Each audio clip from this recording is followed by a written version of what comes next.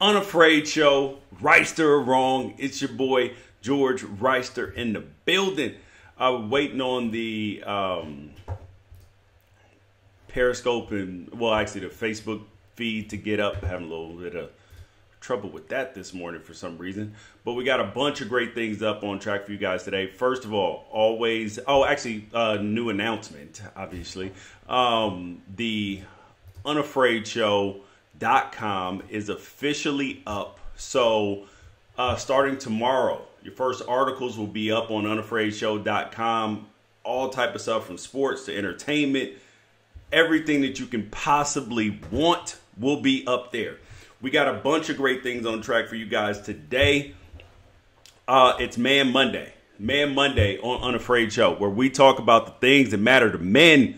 And we definitely want the input from women as well. We love to hear from you. Please make sure you like the feed, share the feed, and always tell a friend about the Unafraid Show. It's always great. So what we got on track for you guys today is I got a Biggest Loser invite. Not from the actual show, but from the NFLPA. And we're going to talk about that. How absolutely embarrassing that was for me. Also, a near fight. This weekend, I was at my kid's game. At his basketball game. Almost got in a fight with a parent. And it involved the kid cussing at my mom. So we're going to talk about that. And we got IHOB. IHOB. Yes, IHOB. Not IHOP, but IHOB. And we're going to talk about that craziness that is IHOP changed to IHOB. Okay, so I'm like most dads. And in the process of building a career, building the UnafraidShow.com website, working, creating content, trying to do great things out in the world, I developed a dad bod. No shame in having a dad bod, but one day at some point in time, you get slapped in the face about your dad bod. It becomes like this huge big ordeal, and you realize that you're not just having a dad bod, but you're officially fat bod. And that's how I figured that out. You don't look all that great in your clothes. You get to pulling your shirt out when you're walking. But the thing that did it for me, so I went to the NFL Players Association conference, former players conference this year. This year was in Vegas. We had a great time. It was amazing. All of this. But you know what happened after? Because they do a health screening. They talk to you, all that stuff. Make sure you're healthy. Make sure guys just don't up and die, have heart attacks and all that. A couple weeks after, it was in May. I received a text message that said, "Hey, George, we're having a Biggest Loser challenge. Do you want to be a part of it?"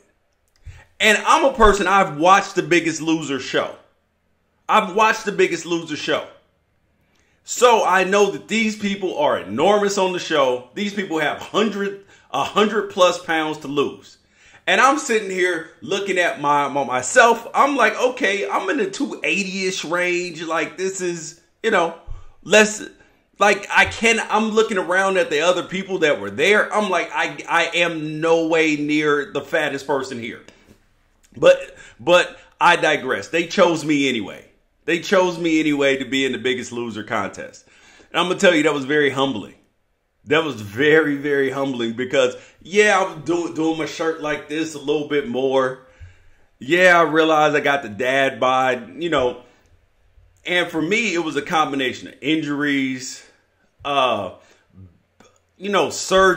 They sidelined me, but it didn't sideline my eating. Like, despite all the injuries, I had control over the food that I put in. But I'm a foodie. Didn't have a whole lot of food discipline. So diets weren't going to work. Working out solely by itself was not gonna work. And then in comes Magic Marcellus. One of my good friends is Marcellus Wiley. You might catch him on ESPN, all this stuff. I'm watching his timeline, and then when I see him in person, I'm like, hold up. This dude losing weight. What the hell is going on? Because he had always been me and him were kind of a mirror image of each other. So I'm like, all right, hold up. What the hell is this dude doing? And I'm like, okay, did he take the Kanye route? Or did he really work for this? Turns out the dude's been working. I mean, like you see it on his story, going to the gym all the time, all that. But also, he started on this keto diet, and which I had never heard of. I had never heard of at all. And it's basically a situation where your body has two choices. It can either burn carbs for energy, or it can burn fat for energy. And it's just basically a retraining of your body to turn fats into energy. So you eat more of a high fat diet, but for me, I'm less concerned about the high fat diet as opposed to cutting the carbs out and eating more vegetables, eating meat, all this stuff. So just a different kind of lifestyle, right? So, and it's going pretty well. Then started working out, getting a little more active. And that's why I'm bringing it to you guys, because this is an accountability thing. Like, this is not just, this is not just me doing this. I got to be accountable, and if I'm accountable to you guys, then guess what? I got to get it done, because I know you guys will call your boy out. I know you guys will call your boy out if I don't get it done. So if you guys want to join on this fitness journey with me, stuff will be available on a regular basis on unafraidshow.com about it. First thing will be up in the morning, so it'll be good. Other thing that we got up to, next thing we got up today is, how much weight am I trying to lose? How much did I weigh? Started out at 297. I hope my wife is not watching, because I wouldn't tell her. So the goal is to lose 50 pounds. 50 pounds, got to get it down. And then also I got 4 kids, but I got 2 sons that are super athletic, and they're looking at me like, what did you used to do, Dad? I mean, they know, they see the jerseys, they seen videos, all this stuff. But when the picture on the screen doesn't match what they see in person, they're like, I don't know if he can do that. So I feel like that to get them to listen and follow instructions better, especially athletically, I got to show up athletically. That's what I feel. And another thing that was embarrassing this weekend is that I damn near got in a fight. At my kids' game this weekend. Yes, almost got in a fight with another parent. And it's all because of some unruly, badass kids. And I will tell people, I believe that parents need to have consequences for their kids' behavior. You need to have consequences for your kids' behavior. Oh, but it's their own choices. Yeah, it is their own choice, but you raised their butts. You raised them. And so you have to be responsible for some of the things that they do. Because when your kid is out in the world acting like a terrorist, a social terrorist, you need to have some responsibility in that. So here's what happened. We're at the gym. We're at this place called Sports Academy. It's got probably 10 courts. I mean, this is a huge facility. It's got 10 full-size high school regulation basketball courts in it. And we're at one of the courts. And, I'm a vocal parent. I'm vocal parent, but I'm not like obnoxious parent. Like, I'm vocal, but sometimes I'm quiet. Sometimes I'm just watching. And if I'm normally saying anything, it's normally like appropriate and to my own kid or my nephew who plays on the same team, or just something in general, like rebound the basketball, box out, find your man. Come on, D up. Let's go. Let's get excited. Like, that's me. But there's this other parent at the game who is just berating the kids, man. Like, this dude is over there. I don't know what his nationality was. In case you're wondering, I don't know. But, yeah, but this dude is berating the kids. Their coach is doing it. I mean, this was like out of a movie. The coach is falling on the ground, flopping, talking about, you guys are flopping, you guys are lazy. Like, talking to his own kids. He's got a chubby kid on the team. He's only got 5 kids, and he's mad because the kid is tired in the second half. Of course, he's tired in the second half. He's big. Big people get tired faster. They carry more weight, all of that. And the kid, so So there was this kid in there, this little social terrorist kid who's been bumping into people, falling all over the place. You know, and then the tension's starting to escalate because the dad's escalating it. He's mad at his kids for not playing well. And I'm going to tell you, there's a hint of racism in there. And you know how I do it, because this was not a white family. This was, he might have been like Israeli, Armenian, like something in there. But this was like one of those clear, like, and I'm going to tell you what it said. The reason why I say that is because the kid and the parent said to the referee, why don't you call fouls for the white, why don't you call fouls for the kids who aren't black?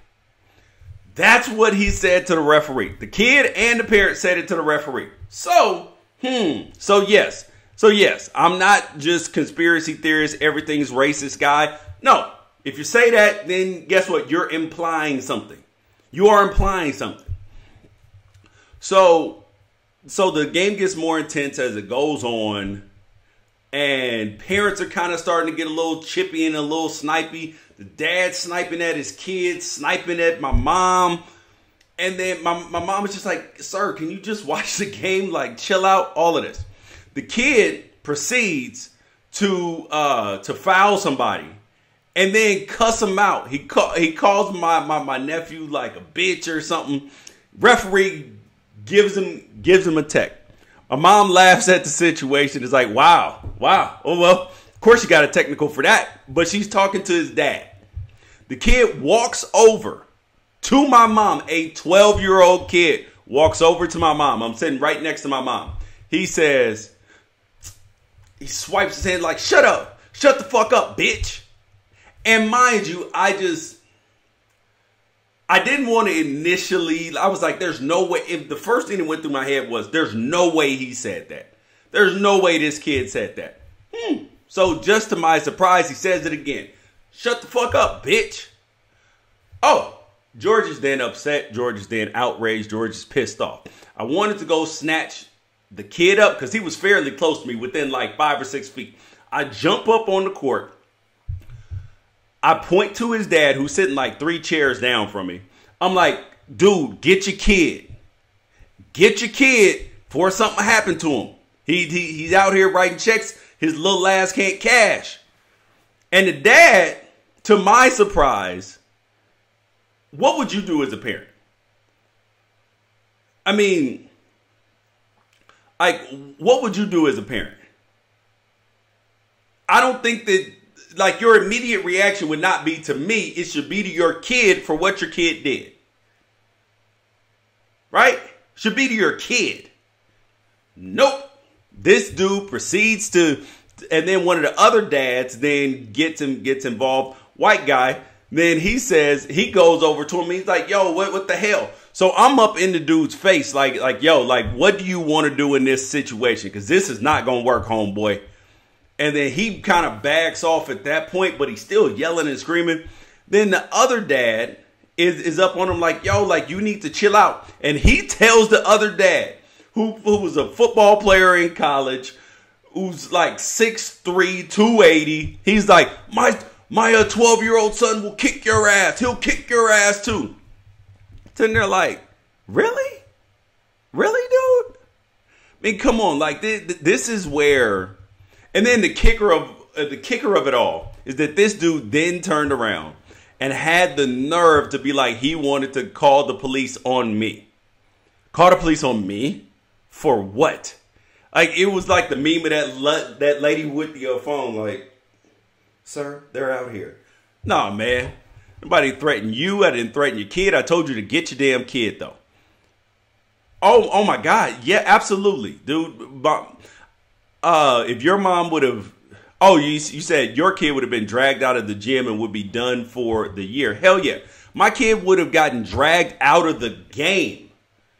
I would have dragged Damon out of the gym at that point. Like, there would have been nothing he could say. I might have beat him right on the court, because that's completely unacceptable. They would have had to actually call the police on me, because I would have snatched my damn kid up in the middle of the game. Absolutely. That is incredible. Like, how on earth are you going to let your kid cuss at grown-ups, call a woman a bitch, a grown woman a bitch, a 12-year-old. Then I'm sitting there thinking, hold up. If this kid is acting like this out in public, and if he thinks that it's okay to call a woman a bitch, a grown woman a bitch, who wasn't talking to him, wasn't bothering him, because he didn't like something that she said, guess what that means? Guess what he's seeing at home? That means he's seeing abuse at home. He's seeing, imagine how he talks to his mom. Imagine how the dad talks to his mom. Because that's the only, or his sisters or aunties, uncles. Because that's the only way that you learn this behavior, or this behavior is condoned. Because the dude didn't say a word to his kid. At no point in time. His kid's cussing everybody out like a little social terrorist. And the dad says nothing. That's why your parents need consequences for stuff their kids do. If my kid shoots up a school, yes, I can have some consequences for that. Especially if he used my gun. That means I didn't keep it locked up. I wasn't acting responsibly as a parent. So yes, there are some consequences to that. Yes, the kid was 12 years old. We got to stop trying to pass the personal responsibility on to the kids when they're 12, 13, 14. Because if kids act like this when they're 12, 13, 14, you enabled this behavior. You enabled it. Because they follow what we do. If we're rude and treat people like crap, then that's what they do. And that's what this kid was doing. I hate to label kids as future people who are going to jail, but I'm telling you, if this kid doesn't change, this kid is going to be a criminal. This kid is going to be a criminal, whether it's actually being in a gang or robbing banks or murdering somebody. Could be just a terrorist to himself and his family, his girlfriend, his wife. That's what I'm saying. Those are the worst, man. Those are the absolute worst. And parents, we got to do better, man. We got to take responsibility. Stop just saying, this is a troubled child. And yes, because you're a troubled ass parent. That's why we got to do better. Take some parenting classes. I've done it. Been to counseling. Send your kids to counseling because this is unacceptable. The last thing we got up for today is IHOB. Really? IHOB? Originally, I was in on IHOB. I was like, oh, this is very clever. Change from International House of Pancakes to International House of Breakfast. But did they change it to breakfast? Hell no. IHOB. International House of Burgers. Okay, look. Look, I get the rebranding yourself. I get it. I get the rebranding yourself. And it makes sense. You know, you're doing a social media thing. They're not actually changing their name. They're just rebranding. Just for a minute, to let people know that you come here not for just breakfast, that you can line up and wait 45 minutes after church for burgers too, because they're introducing a new burger menu. And am I going to join in on the IHOB sensation? Yes, I'm going to try an IHOB burger. I promise you I am. Because I am all in on great burgers. So I'm going to give IHOB a chance. Because at home, when I eat burgers, I grind my own meat. Sometimes I stuff them. Sometimes I put them on the grill. All these things. You got a bunch of choices with burgers. But IHOB, listen, man, I am all in on the rebranding. I'm all in on you guys trying to do things to increase your company, all this. But this, I can't even take you serious, though. I can't even take you serious. But as a foodie, I'm absolutely going to try it. Are you guys going to try IHOB? That's what I want to know. Are you going to try IHOB? All right, you guys. Thank you guys for joining the Unafraid Show. We'll have our first content up tomorrow. They acting like it's In-N-Out or Steak and Shake. Hey, it might be, man. You got to give them a shot. Thank you guys for joining the Unafraid Show. We'll be back tomorrow. Appreciate your time. Appreciate your energy. Peace out. We'll catch you guys tomorrow.